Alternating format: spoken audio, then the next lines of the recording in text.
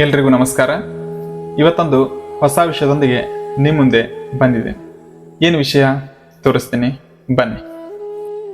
ನೋಡ್ಬೋದು ನೀವು ಇಲ್ಲೊಂದು PPT ಇದೆ. ಅಂದರೆ ಶಾಲೆಯಲ್ಲಿ ಟೆಕ್ನಾಲಜಿ ಬಗ್ಗೆ ಒಂದು ಪಾಠ ಹೇಳಬೇಕು ಅಂದ್ಕೊಂಡು PPTನ ರೆಡಿ ಮಾಡಿದ್ದೆ. ಇದು ಎಲ್ಲ AI ಜನರೇಟ್ ಮಾಡಿ ಕೊಟ್ಟಿದೆ ನನಗೆ. ನಾನು ಜಸ್ಟ್ ಮಾಹಿತಿಯನ್ನು ಹಾಕಿದ್ದೀನಿ, ಅದೇ AI ಇದೆಲ್ಲ ರೆಡಿ ಮಾಡಿಕೊಟ್ಟಿದೆ. ಎಷ್ಟು 14 ಪೇಜ್ ಮಾಹಿತಿಯನ್ನು PPT ರೆಡಿಯಾಗಿ ಮಾಡಿಕೊಟ್ಟಿದೆ. ನೋಡ್ಬೋದು ಇಲ್ಲಿ ಜಗತ್ತಿನ ಪ್ರತಿಯೊಂದು ಫಸ್ಟ್ ಪೇಜ್ ತೋರಿಸ್ತೀನಿ. ಓಕೆ, ಅಂದರೆ AI ಬಗ್ಗೆ ಮಾಹಿತಿ ಹೇಳಬೇಕಾಗಿತ್ತು ನನ್ನ ಶಾಲೆಯಲ್ಲಿ. ಅದಕ್ಕೋಸ್ಕರ ಈ PPTನ ರೆಡಿ ಮಾಡಿದ್ದೀನಿ. AI ಅಂದ್ರೇನು, ಅದು ಇದಕ್ಕೆ ಯೂಸ್ ಮಾಡ್ಕೋಬೇಕು, ಸೊ ನೆನಪಿಡಿ ಅಂಶ ಎಲ್ಲ ಕೊಟ್ಟದ. ಈ ರೀತಿ ನೋಡಿ ಅಟ್ರಾಕ್ಟಿವ್ ಆಗಿ ಇಮೇಜ್ ಕೂಡ ಇದನ್ನು ಆ್ಯಡ್ ಮಾಡಿಕೊಟ್ಟದ. ಅದೇ ರೀತಿ ಅದು ಬೆಳೆದು ಬಂದಾರೆ, ಯಾವ ರೀತಿ ಬೆಳೆದು ಬಂತು AI ಅನ್ನೋದು, AIನ ಮುಖ್ಯ ಪ್ರಕಾರಗಳವು, ನಮ್ಮ ಸುತ್ತಮುತ್ತಲ ಅಡಗಿದೆ ಕೃತಕ ಬುದ್ಧಿಮತ್ತೆ. ಅಂದರೆ ನಾವು ಮೊಬೈಲಲ್ಲಿ ಯೂಸ್ ಮಾಡ್ತೀವಿ ಅಥವಾ ಮ್ಯಾಪ್ ಯೂಸ್ ಮಾಡ್ತೀವಿ, ವಿತ್ ಇಮೇಜ್ ಥ್ರೂ ಅದರ ಮಾಹಿತಿನೆಲ್ಲ ಕೊಟ್ಟದಿದ್ದು AI. ನಾವು ಇದನ್ನು ಮ್ಯಾನ್ಯಲ್ ರೆಡಿ ಮಾಡೋಕೆ ಹೋದ್ರೆ ಭಾಳ ಟೈಮ್ ತೊಗೋತೀನಿ. ನಿಜಾಲು 1 ಗಂಟೆ ತೊಗೋಬೋದು ಅಥವಾ 1.5 ತಾಸು ತೊಗೋಬೋದು. ಮತ್ತು ಇಮೇಜ್ ಜನರೇಟ್ ಮಾಡಬೇಕು, AIನಲ್ಲಿ ಜನರೇಟ್ ಮಾಡಿ ಅದನ್ನು ಇಲ್ಲಿ ತಂದು ಜೋಡಿಸಿ ಮಾಹಿತಿಯನ್ನು ಹಂಚ್ಕೊಂಡು ಇವೆಲ್ಲ ತರಬೇಕು ನೋಡ್ರಿ. ಕಾಲಮ್ ಎಲ್ಲ ಹಾಕಬೇಕಲ್ಲ, ಭಾಳ ಕಷ್ಟ ಆಯಿತು. ಸೊ ನಾವು ಇದನ್ನು ಏನಲ್ಲಿ ಎಷ್ಟು ಅದ್ಭುತ ರೆಡಿ ಮಾಡ್ಕೊಟ್ಟು ನೋಡಿ. AI ಟೂಲ್ಗಳು ಯಾವ್ಯಾವ ಅದಾವ, ಅದನ್ನು ನಾವು ಯಾಕೆ ಬಳಸಬೇಕು, ಇಷ್ಟೆಲ್ಲ ಮಾಹಿತಿ AI ನಿಮ್ಗೆ ರೆಡಿ ಮಾಡಿಕೊಡ್ತದ. ಒಂದು 10 ನಿಮಿಷ ತೆಗೆದುಕೊಳ್ಬೋದೇನು. ಓಕೆ ಬನ್ನಿ. ನೋಡಿದ್ರಲ್ಲ ಈ PPTಯನ್ನು ನೀವು AI-ನಲ್ಲಿ ರೆಡಿ ಮಾಡ್ಬೋದು. ಮೇಲೆ ರೆಡಿ ಮಾಡೋದು ಬೇಕಾಗಿಲ್ಲ. ಇನ್ನೊಂದು, ಇದಕ್ಕೆ ಏನೋ ದುಡ್ಡು ಕೊಡಬೇಕಾಗಿಲ್ಲ, ಫ್ರೀಯಾಗಿ ಮಾಡ್ಬೋದು. ಭಾಳ ಜನ ಯಾವುದಾದ್ರು ವೆಬ್ಸೈಟ್ಗಳು ಹೇಳ್ತಾರೆ, ಅದೆಲ್ಲ ಬೇಡ. ನೀವು ಫ್ರೀನಲ್ಲಿ ಈಸಿಯಾಗಿ ಮಾಡ್ಕೊಡ್ಬೋದು. ಯಾವ ರೀತಿ ಮಾಡ್ಕೊಳ್ತೀರಾ ಅನ್ನೋದು ತೋರಿಸ್ತೀನಿ ಬನ್ನಿ. ಇವತ್ತು ನಾನು ಪಾಠ ಸೆಲೆಕ್ಟ್ ಮಾಡ್ತೀನಿ. ಯಾವುದಂದ್ರೆ, ಓಕೆ, ನೀವು ನೋಡ್ಬೋದು 8ನೇ ತರಗತಿಯ ಜೈನ ಮತ್ತು ಬೌದ್ಧ ಧರ್ಮಗಳು. ಇದು 8ನೇ ಕ್ಲಾಸಲ್ಲಿ ಪಾಠ ಇದು. ಅದೇ ಯಾರು ಇದು ಒಂದು ಎಷ್ಟು ಅಂದರೆ 3, ಓಕೆ 4, 5, 6 ಪೇಜ್ ಮಾಹಿತಿ ಇದೆ. 6 ಪೇಜ್ ಮಾಹಿತಿಯನ್ನು ನಾವು ಇವತ್ತು AI ಟೂಲನ್ನು ಹಾಕಿ ಇದನ್ನು ಯಾವ ರೀತಿ ಜನರೇಟ್ ಮಾಡ್ಬೋದು ತೋರಿಸ್ತೀನಿ. ನೀವು ಮೊದಲನೇದಾಗಿ ಗೂಗಲ್ನಲ್ಲಿ ನೋಟ್ಬುಕ್ LM ಸರ್ಚ್ ಮಾಡಿ ಫಸ್ಟ್ ಬರುವಂತೆ ನೋಡ್ಬೇಕಿಲ್ಲ. ಲಾಸ್ಟ್ ಟೈಮ್ ಕೂಡ ಇದ್ರ ಮೇಲೆ ನಿಮಗೆ ಹೇಳಿದ್ದೀನಿ. ಅವಾಗ ಹೇಳಿದಂಥ ಮಾಹಿತಿ ಬೇರೆ, ಈಗ ಹೇಳಿದಂಥ ಮಾಹಿತಿನೇ ಬೇರೆ. ಅವಾಗ ವಿಡಿಯೋ ಜನರೇಷನ್ ಯಾವ ರೀತಿ ಮಾಡ್ಬೇಕಂತ ಹೇಳಿದ್ದ, ಈಗ PPT ಯಾವ ರೀತಿ ರೆಡಿ ಮಾಡ್ಬೇಕಂತ ಹೇಳ್ತೀನಿ. ಫಸ್ಟ್ ಟೈಮ್ ನೀವಾದರೂ ಓಪನ್ ಮಾಡ್ತಿದ್ರೆ ಲಾಗಿನ್ ಕೇಳ್ತದೆ, ಸೈನ್ ಅಪ್ ಮಾಡ್ಬೋದು Gmail ಥ್ರೂ. ನಾನು already Gmail through sign up ಮಾಡಿದ್ದೀನಿ. ಇಲ್ಲಿ ಮೇಲೆ ಕಾಣಿಸ್ಬೋದು ಕ್ರಿಯೇಟ್ ನ್ಯೂ. ಇದು ಮೊಬೈಲಲ್ಲಿ ಕೂಡ ಯೂಸ್ ಮಾಡ್ಬೋದು ನೀವು. ಸೊ ನಾನು ಲ್ಯಾಪ್ಟಾಪಲ್ಲಿ ತೋರಿಸ್ತಿದ್ದೀನಿ. ಕ್ರಿಯೇಟ್ ನ್ಯೂ ಬಟನ್ ಒತ್ತಿದ್ದೀನಿ. ಇಲ್ಲಿ ಫಸ್ಟ್ ಏನು ಓಪನ್ ಆಗ್ತಲ್ಲ, ಇಲ್ಲಿ ನೋಡ್ಬೋದು ನೀವು. ನಿಮ್ಮ ಹತ್ರ ಏನಾದರೂ ಆಲ್ರೆಡಿ ಸೋರ್ಸ್ಗಳು ಇದ್ದರೆ ಇಲ್ಲಿ ಅಪ್ಲೋಡ್ ಮಾಡ್ಬೋದು. ಸೋರ್ಸ್ ಇರಲಿಲ್ಲ ಅಂದರೆ ಯಾವ ರೀತಿ ಮಾಡ್ಬೋದು, ಇಲ್ಲಿ ಮೇಲ್ಗಡೆ ಕಾಣಿಸ್ಬೋದು ಸರ್ಚ್ ದ ವೆಬ್. ಇಲ್ಲಿ ನೀವು ಟೈಪ್ ಮಾಡ್ಬೋದು ಏನಾದರೂ ನಿಮ್ಗೆ. ಈಗ ಜೈನ ಧರ್ಮ, ಬೌದ್ಧ ಧರ್ಮ ಈ ರೀತಿ ನೀವು ಇಲ್ಲಿ ಸರ್ಚ್ ಕೊಟ್ಟರೆ ಅದ್ರ ಬಗ್ಗೆ ಎಲ್ಲ ಪರಿಪೂರ್ಣ ಮಾಹಿತಿ ಅದೇ ತೆಗೆದುಕೊಂಡು ಬರ್ತದೆ.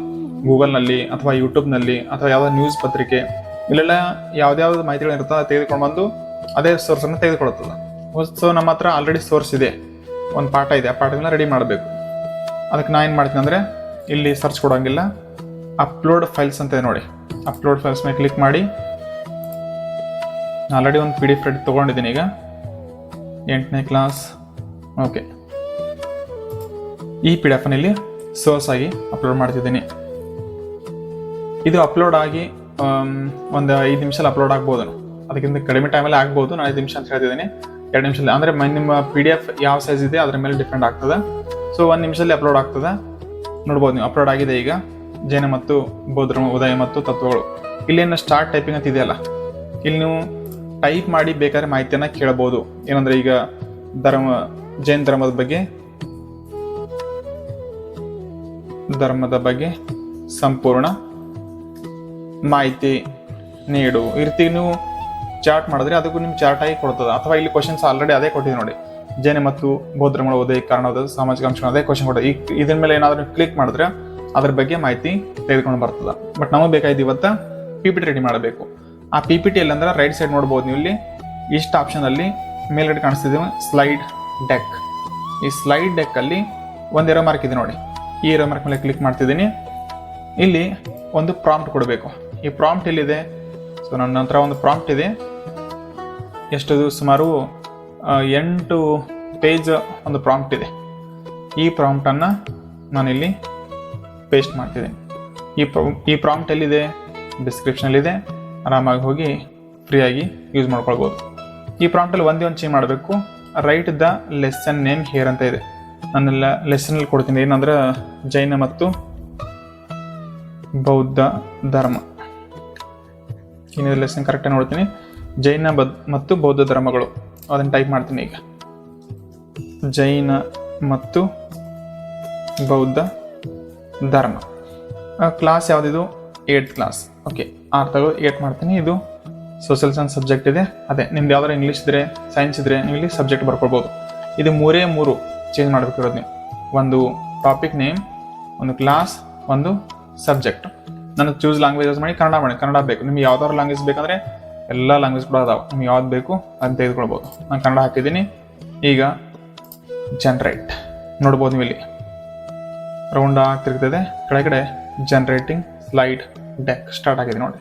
ಓಕೆ, ಈ ಸ್ಲೈಡ್ ಜನರೇಟ್ ಆಗೋದಕ್ಕೆ ಸ್ವಲ್ಪ ಟೈಮ್ ತಗೊಳ್ತದೆ. ಒಂದು 5 ನಿಮಿಷ 10 ನಿಮಿಷ ಅಷ್ಟು ತೆಗೆದುಕೊಳ್ಬೋದೇನೋ. ನೀವೇನಾದರೂ ಮೆನೆಲ್ಲ ರೆಡಿ ಮಾಡೋಕ್ಕೆ ಹೋದರೆ ಇದೇ 1 ತಾಸು ಮೇಲ್ಗಡೆ ಕೂಡಬೇಕಾಗ್ತದೆ. ನಾನು ಸ್ಟಾರ್ಟಿಂಗಲ್ಲಿ ಇದೇ ರೀತಿ PPT ರೆಡಿ ಮಾಡೋದಕ್ಕೆ 1.5 ತಾಸು 2 ತಾಸು ಕೂಡ ಕುಂತಿದ್ದೀನಿ. ಅಡುಗೆ ಅಂತೂ ಭಾಳ ಕಷ್ಟ ಆಗ್ತಿತ್ತು. ಇಷ್ಟೆಲ್ಲ PPT ರೆಡಿ ಮಾಡಿ ಅಡುಗೆ ಮಾಡಿಕೊಂಡು ಊಟ ಮಾಡೋದು ಯಾವಾಗ ಅಂತೇಳಿ. ನಾನು ಅವಾಗ ಬ್ಯಾಚಲರ್ ಇದ್ದ ಟೈಮಲ್ಲಿ ಇದು ಹೇಳ್ತಿರೋದು. ಅವಾಗ ಅಡುಗೆ ಮಾಡೋದು ಕಷ್ಟ ಆಗ್ತಿತ್ತು. ಆವಾಗಿನ ಟೈಮಲ್ಲಿ ಇದನ್ನ ಏನಾದರೂ ನನಗೆ ಗೊತ್ತಿತ್ತು ಅಂದ್ರೆ ಬಹಳಷ್ಟು ಟೈಮ್ ಸೇವ್ ಆಗ್ತಿತ್ತು ನನಗೆ. ಸೊ ನಾನು ರೀಸೆಂಟಾಗಿ ತಿಳ್ಕೊಂಡಿದ್ದೀನಿ. ಇದನ್ನು ಸರ್ಚ್ ಮಾಡಿದೆ, ಹಲವಾರು ಯೂಟ್ಯೂಬ್ ಚಾನಲ್ಗಳು ನೋಡಿದೆ. ಕೆಲವೊಂದೆಲ್ಲ ಬೇರೆ ಬೇರೆ ವೆಬ್ಸೈಟ್ಗಳು ಹೇಳ್ತಾರೆ, ಬಟ್ ಅಲ್ಲೆಲ್ಲ ದುಡ್ಡು ಕೊಡ್ಬೇಕಾಗ್ತದೆ, ನಾವು ಪೇ ಮಾಡಬೇಕು. ಅಷ್ಟೊಂದು ಮಾಹಿತಿ ಸಂಪೂರ್ಣವಾಗಿ ಸಿಗ್ತದ ನಾನೇನು ಗ್ಯಾರಂಟಿ ಇಲ್ಲ. ಬಟ್ ಈ ನೋಟ್ಬುಕ್ ಎಲ್ಲಮ್ಮ ಸಂಪೂರ್ಣವಾಗಿ ಫ್ರೀ ಅದ. ಇನ್ನೊಂದು ಏನಂದ್ರೆ, ಇತ್ತೀಚೆಗೆ ಇದ್ರ ಮೇಲೆ ದಿನಕ್ಕೆ 3 ಸ್ಲೈಡ್ ಅಂದ್ರೆ 3 ಅಥವಾ 4 ಇಷ್ಟೇ ಮಾಡ್ಬೋದು. ಮೊದಲಾದ್ರೆ ಅನ್ಲಿಮಿಟೆಡ್ ಮಾಡ್ಬೋದಾಗಿತ್ತು. ಈಗ ಸ್ವಲ್ಪ ರೆಸ್ಟ್ರಿಕ್ಷನ್ ಮಾಡಿದೆ. ದಿನಕ್ಕೊಂದು 3 PPT ರೆಡಿ ಮಾಡ್ಬೋದು. ಬೇಕಾದ್ರೆ ನೀವು 3 ಕ್ಲಾಸ್ ಸಿಗಾದ್ರೆ 3 ರೆಡಿ ಮಾಡ್ಬೋದು. ಒಂದು ದಿನಕ್ಕೆ 3 PPT ರೆಡಿ ಆಗ್ತವ. ಸೊ ಮಾಹಿತಿನ ಅಪ್ಲೋಡ್ ಮಾಡೋದು, PPT ಜನರೇಟ್ ಆಗ್ತವ. ಸೊ ಈ PPTಯನ್ನು ನಾನು ಸ್ಕಿಪ್ ಮಾಡ್ತೀನಿ. ಟೈಮನ್ನು ಸೇವ್ ಮಾಡೋದಕ್ಕೋಸ್ಕರ ಸ್ಕಿಪ್ ಮಾಡಿ ಯಾವ ರೀತಿ ಜನರೇಟ್ ಆಗಿದೆ ತೋರಿಸ್ತೀನಿ, ಬನ್ನಿ. ನೋಡ್ಬೋದು ನೀವು ಇವಾಗ ಇಲ್ಲಿ ಡೌನ್ಲೋಡ್ ಆಗಿದೆ. ಇಲ್ಲಿ 3 ಡಾಟ್ ಕಾಣಿಸ್ತಿಲ್ಲ, ಇಲ್ಲಿ ಕ್ಲಿಕ್ ಮಾಡ್ತಿದ್ದೀನಿ. ಇದನ್ನು ನೀವು PPT ಆಗಿಯೂ ಡೌನ್ಲೋಡ್ ಮಾಡ್ಕೋಬೋದು, ಪವರ್ ಪಾಯಿಂಟ್ ಆಗಿಯೂ, ಅಥವಾ PDF ಆಗಿ ಡೌನ್ಲೋಡ್ ಮಾಡ್ಕೋಬೋದು. ನಾನು ನಿಮ್ಗೆ ತೋರಿಸೋದಕ್ಕೋಸ್ಕರ ಈಗ PDF ಡೌನ್ಲೋಡ್ ಮಾಡ್ತಿದ್ದೀನಿ. PDF ಡೌನ್ಲೋಡ್ ಆಗ್ತಿದೆ. PPT ಡೌನ್ಲೋಡ್ ಮಾಡ್ಕೊಂಡ್ರೆ ಅದನ್ನು ಸ್ಕ್ರೀನಲ್ಲಿ ಓಪನ್ ಮಾಡ್ಬೋದು. PDF ಡೌನ್ಲೋಡ್ ಮಾಡಿದೆ ನಾನು, ಅದನ್ನು ಕೂಡ ಓಪನ್ ಮಾಡ್ಬೋದು. ಇವಾಗ ನೋಡ್ಬೋದು ನೀವು, ತುಂಬ ಅಟ್ರಾಕ್ಟಿವ್ ಆಗಿ ಬಂದಿದೆ. ನಿಜವಾಗ್ಲೂ ಇಷ್ಟ ಆಗ್ತಿದೆ. ಎಷ್ಟು 15 ಪೇಜ್ PPT ರೆಡಿ ಮಾಡಿದೆ. 15 ಪೇಜನ್ನು ನಾವೇ ಮಾಡಬೇಕಾದ್ರೆ ಎಷ್ಟು ಟೈಮ್ ತಗೊಳ್ತದೆ. ವಿತ್ ಇಮೇಜ್ಗಳನ್ನು ಕೂಡ ಬೌದ್ಧ ಧರ್ಮ, ಓ ಮೈ ಗಾಡ್, ನೋಡ್ಬೋದು. ಜೈನ ಮತ್ತು ಬೌದ್ಧ ಧರ್ಮ ಉದಯ. ಸೆಕೆಂಡ್ ಪೇಜ್ ಬದಲಾವಣೆಗಳು ಯಾವ ರೀತಿ ಇದು ಚೇಂಜಸ್ ಆಗ್ತಾ ಬಂತು. ಜೈನ ಧರ್ಮ ಒಂದು ಪ್ರಾಚೀನ ತೀರ್ಥಂಕರರು. ನಾವು ನೋಡಿ 4 ಪಿಲ್ಲರ್ ಒಳಗೆ ಕೊಟ್ಟದಿದು. 24 ತೀರ್ಥಂಕರನ್ನ ಅವರು ಹೇಳಿರುವಂಥ ಬೋಧನೆಗಳು ಏನಿದೆಲ್ಲ 4 ಪಿಲ್ಲರ್ ಒಳಗೆ. ಈ ರೀತಿ ನೋಡಿದ್ರೆ ಮತ್ತೆ ಯಾಕೆ ನೆನಪಲ್ಲಿ ಹೇಳಿ ಮಕ್ಕಳಿಗೆ ಚೆನ್ನಾಗಿ ನೆನಪುಳಿತದ. ಈ ರೀತಿ ಏನಾದ್ರೂ ನನಗೆ ನೋಟ್ಸ್ ಕೊಟ್ಟು ಬಿಟ್ಟಿದ್ರೆ ನನಗೆ ನಾನು IAS ಆಗ್ತಿದ್ದ ಅಂತ ಏನು ಹೇಳಂಗಿಲ್ಲ ಬಿಡ್ರಿ. PCನೂ ಆಗಿಲ್ಲ, ನಾನು ಟೀಚರಾಗಿ ಬಂದು ಕೂತಿದ್ದೀನಿ. ಓಕೆ, ನೋಡ್ಬೋದು ಇಲ್ಲಿ ವರ್ಧಮಾನ ಮಹಾವೀರ. ಓಕೆ, ಏನು ಇಮೇಜ್ಗಳನ್ನು ಕೊಟ್ಟಿದೆ. ಅದ್ಭುತ ನಿಜವಾಗ್ಲೂ ಅದ್ಭುತ. ಈ ರೀತಿ PPT ನೀವು ರೆಡಿ ಮಾಡಿರಿ, ಭಾಳ ಇಷ್ಟ ಆಗ್ತದೆ ನಿಮಗೆ. ನೀವು ಏನು ಹೇಳಬೇಕಿರಲಿ ವಿಷಯಗಳನ್ನು ಇಷ್ಟು ಹೇಳಿದ್ರೆ ಸಾಕು. ಹೈಲೈಟ್ ಪಾಯಿಂಟ್ಸ್ಗಳನ್ನು ನೀವು ಇಡೀ ಬುಕ್ಕ ತೊಗೊಂಡು ಅದಕ್ಕೆ PPT ರೆಡಿ ಮಾಡಿ ಈ ರೀತಿ ಇಮೇಜ್ ಥ್ರೂ ನೀವು ಹೇಳಿದ್ರೆ ಅಂದ್ರೆ ಮಕ್ಕಳು ಬಹಳ ಇಂಟ್ರೆಸ್ಟ್ ಕೊಟ್ಟು ನಿಮ್ಮ ಸಬ್ಜೆಕ್ಟ್ನ ಕೇಳ್ತಾರೆ. ನೀವು ಸೈನ್ಸಲ್ಲಿ ಕೂಡ ಈ ರೀತಿ ಮಾಡ್ಬೋದು. ನೋಡಿ, ಈ ರೀತಿ ಇಮೇಜ್ಗಳನ್ನ ಇಮೇಜ್ಗಳನ್ನ ತೆಗೆದುಕೊಂಡೋದು ನಿಜಾಲು ಭಾಳ ಚೆನ್ನಾಗಿದೆ. ಯೂಸ್ ಮಾಡ್ಬೋದು, ಫ್ರೀ ಆಗಿದೆ ನೋಡಿ. ಇದ್ರ ಒಳಗೆ ಓಕೆ ಹೋಲಿಕೆ ಮಾಡಿದ್ದು ನೋಡಿ, ಜೈನ ಧರ್ಮ ಮತ್ತು ಈ ಕಡೆ ಬೌದ್ಧ ಧರ್ಮ, ಸ್ಥಾಪಕರು, ಮೂಲ ತತ್ವ, ಅವು ಚೆನ್ನಾಗಿದೆ. ವಿದೇಶಿಯರು ಮ್ಯಾಪ್ ಕೂಡ ಹಾಕೊಟ್ಟದ. ಎಲ್ಲೋ 1 ಅಕ್ಷರ ತಪ್ಪೋದು ಅಷ್ಟೇ, ಮ್ಯಾಕ್ಸಿಮಮ್ ಎಲ್ಲ ಚೆನ್ನಾಗಿ ಕೊಟ್ಟಿರ್ತದ. ಅದನ್ನು ಅಡ್ಜಸ್ಟ್ ಮಾಡ್ಕೊಂಡು ಓದ್ಬೋದು. ಒಂದ್ಸಲ ನೀವು ನೈಟ್ ಓದ್ಕೊಂಡ್ರೆ ಸಾಕು, ಬೆಳಗ್ಗೆ ನೀವು ಆರಾಮಾಗಿ ಹೇಳ್ಬೋದು. ಓಕೆ, ದಾಳಿ ಪರಿಣಾಮಗಳು ಏನಾಯ್ತು, ಸಾಮ್ರಾಜ್ಯ, ಹೊಸ ಕಲೆ ಹೆಂಗೆ ಉಂಟಾಯ್ತು. ನೋಡಿದ್ರಲ್ಲ, ನಿಜವಾಗ್ಲೂ ಅದ್ಭುತ ಆಗಿದೆ ಅನ್ನಿಸ್ತು. ನನಗಂತೂ ಇಷ್ಟ ಆಯಿತು. ನಿಮಗೆ ಹೇಗೆ ಅನ್ನಿಸ್ತು ಕಾಮೆಂಟ್ ಮಾಡಿ ತಿಳಿಸಿ. ಅಥವಾ ಇನ್ನೂ ಬೆಟರಾಗಿ ಏನೋ ಮಾಡ್ಬೋದಾಗಿತ್ತಾ ಅದನ್ನು ಕೂಡ ತಿಳಿಸಿ. ನೆಕ್ಸ್ಟ್ ಯಾವ ವಿಷಯ ಮೇಲೆ ನಿಮಗೆ ವಿಡಿಯೋ ಬೇಕು ಅದನ್ನು ಕಾಮೆಂಟ್ ಮಾಡಿ. ಮುಂದೆ ಮತ್ತೊಂದು ಹೊಸ ವಿಷಯದಲ್ಲಿ ಬರ್ತೀನಿ. ಅಲ್ಲಿವರೆಗೂ ಧನ್ಯವಾದಗಳು.